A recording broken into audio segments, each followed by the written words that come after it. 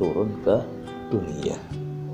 Dan apa yang terjadi saudaraku yang bukan Allah Subhanahu wa ta'ala sekian tahun menangis menyesali perbuatannya dengan lantunan Rabbana dzulamna anfusana wa illam taghfir lana wa tarhamna lanakunanna minal khasirin. Itu yang kita ulang-ulang, mengakui mendolimi dirinya dan memohon cuma dua pemohonannya. Kalau tidak engkau ampuni, kalau tidak engkau rahmati, sayangi kami, ini akan tergolong orang-orang yang zalim. Dan saudara Allah Subhanahu wa ta'ala, dan pada akhirnya juga betul-betul bertaubatnya dan tidak pernah kembali berbuat kesalahan. Itulah taubatnya Nabi Adam alaihissalam, dan diterima taubatnya oleh Allah Subhanahu wa ta'ala. Hadir Allah Subhanahu wa ta'ala. Nah, kita sebagai manusia biasa, kita bukan nabi, bukan rasul ya. Hadirin Allah Subhanahu wa ta'ala.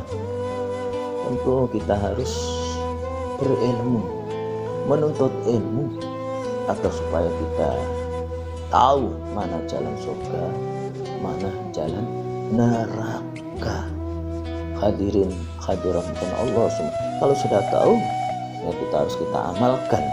Perintah kita laksanakan, larangan kita jauhi, dan kita menerima putusan hukum Allah Subhanahu wa ta'ala dengan lapang. Tentu kita juga harus selalu berlindung, tentu kita sudah selalu munajat memohon kepada Allah Subhanahu wa ta'ala agar kita selalu mendapatkan hidayah petunjuk menuju jalan yang diridhoi oleh Allah Subhanahu wa ta'ala. Ya, antara kita manusia, wabil khusus kita sebagai orang mukmin, ya kadang-kadang kita ujian dan cobaan bermacam-macam sesuai dengan kadar keimanannya, keyakinannya kepada Allah Subhanahu wa ta'ala. Ada yang berat, ada yang sedang, ada yang biasa, atau mungkin ada yang sama sekali tidak. Yang jelas orang yang beriman akan dites, akan diuji sejauh mana keimanannya, sejauh mana keyakinannya, sejauh mana kesungguhannya berlindung memohon kepada Allah Subhanahu wa ta'ala. Maka panggilan firman Allah Subhanahu wa ta'ala, ya ayyuhalladzina amanu tubu ilallahi taubatan nasuha. Wahai orang yang beriman, bertobatlah kalian kepada Allah dengan taubat nasuha, taubat yang sebenar-benarnya taubat.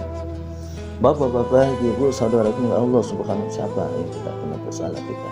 Yang terpenting bagi kita adalah ada pengakuan. At-taubah, nadam. Taubat itu ada penyesalan, kita mengaku penyesalan. Jangan seperti iblis, sudah salah, ngeyel, sombong lagi. Kesombongan itulah hijabnya iblis. Hadirin Allah Subhanahu wa ta'ala, karena merasa tidak salah, tidak pernah bertobat sampai akhir hayatnya, yaitu sampai ila yaumil qiyamah.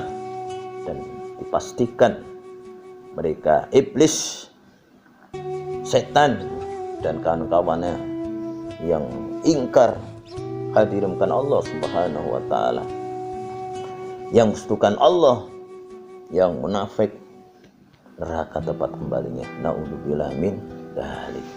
Bapak-bapak, Ibu Subhanahu wa ta'ala, Imam Al-Ghazali mengatakan taubat itu adalah penyesalan, merasa bersalah, dan tidak akan mengulang kembali kesalahan lagi.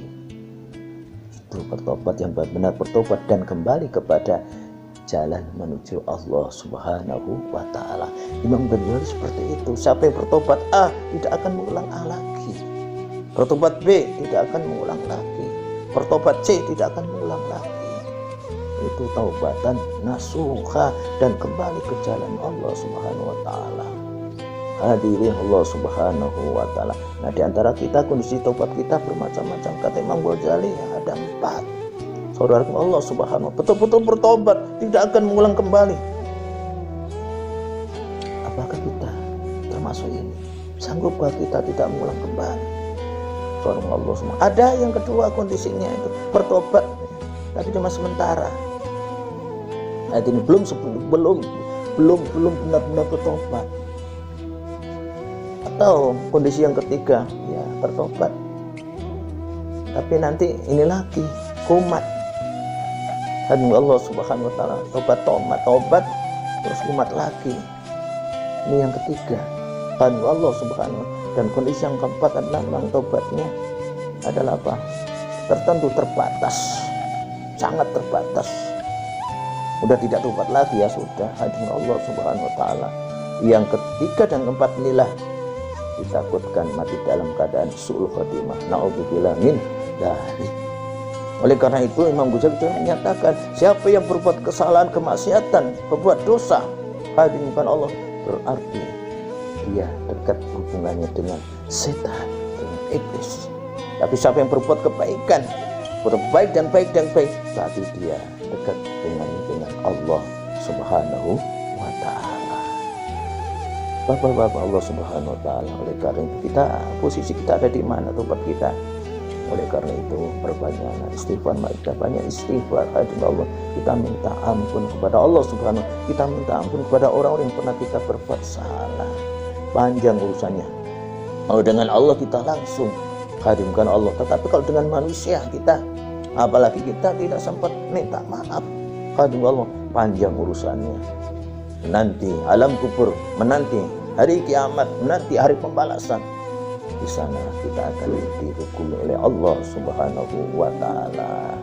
Bapak-bapak, ibu yang berallah, mudah-mudahan kita tergolong orang-orang yang beriman, orang-orang yang bertobat, terima amal ibadah kita, dan kita mati dalam keadaan husnul khatimah. La ilaha illallah Muhammad Rasulullah.